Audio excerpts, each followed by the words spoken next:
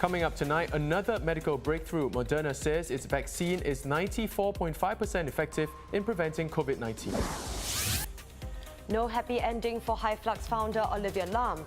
The High Court orders the firm to be placed under judicial management. 3, 2, 1, 0. Ignition. And making history today, a private company launches 4 astronauts into space.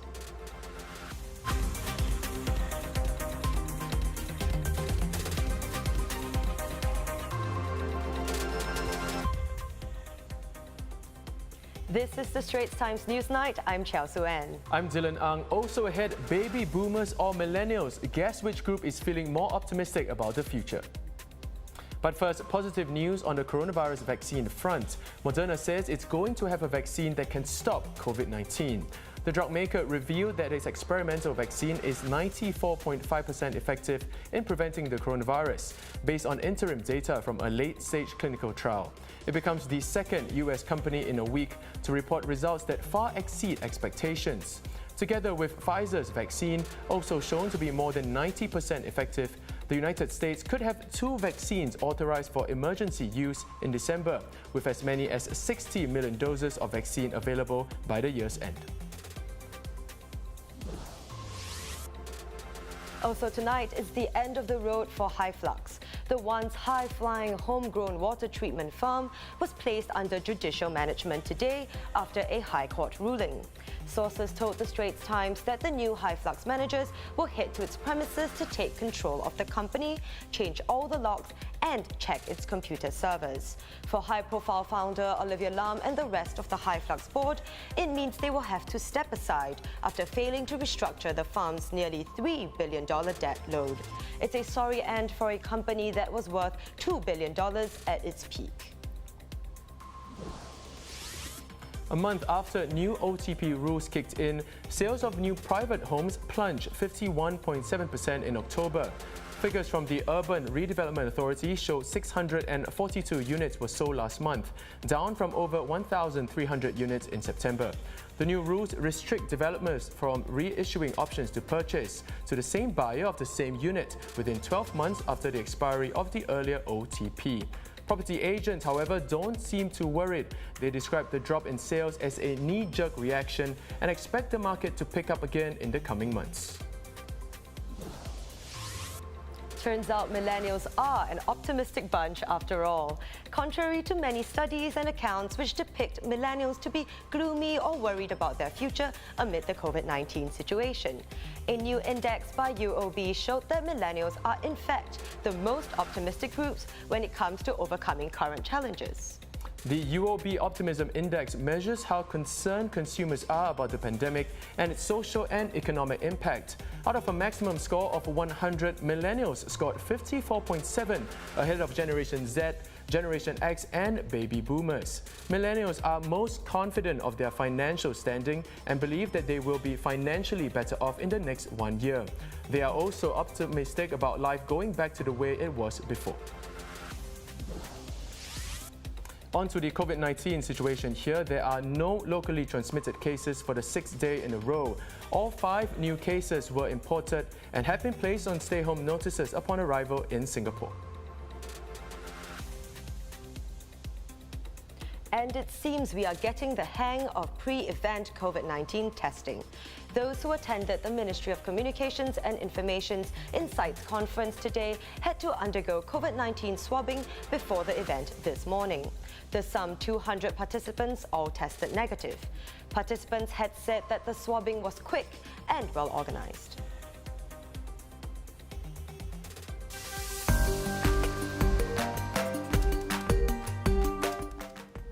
Let's take a look at what's been trending on social media. Up, up and away. First commercial flight to space has successfully launched. 5, 4, 3, 2, 1, 0. Ignition.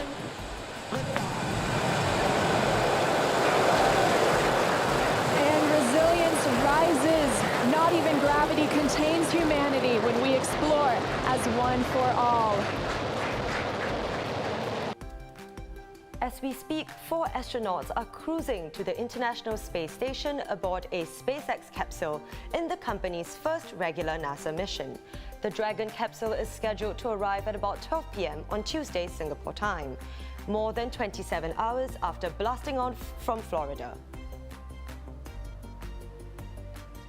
No, it's not a scene from a horror movie. A resident got the shock of her life when she saw hundreds of cockroaches on the floor of a Bukit Batok HDB flat after she had not sealed her rubbish chute before routine fumigation began.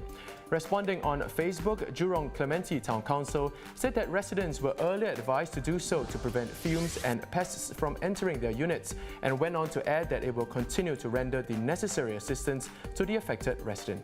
Yikes! Robots and wolves are 2 words you don't often associate with each other, but a small Japanese town appears to have changed all that. Red-eyed monster wolf robots have been deployed in the town of Takikawa in Hokkaido. Why? Well, to scare away wild bears roaming its streets. With built-in detectors, the robot flashes its eyes and emits wolf-like howls when activated. Bear sightings in Japan have reached a 5-year high, with more than a dozen attacks this year alone, among them 2 fatal ones.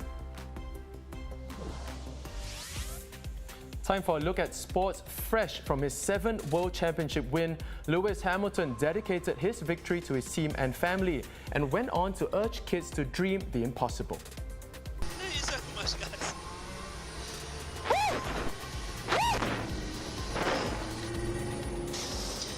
That's for all the kids out there who dream the impossible. You can do it too, man. I believe in you guys. Thank you so much, everyone, for your support. The win sees Hamilton become the most successful driver in F1's history, equaling Michael Schumacher's achievement in terms of titles after already surpassing the German's number of race wins last month. What a win, Lewis! Speaking about winning all smiles, as golf world #1 Dustin Johnson was presented the Masters green jacket by last year's winner Tiger Woods. Johnson's 5-shot victory was the lowest score in tournament history and put him ahead of Cameron Smith and Im Sung-jae. Calling it a dream come true, the American said he would remember this day for the rest of his life. Congrats, Dustin.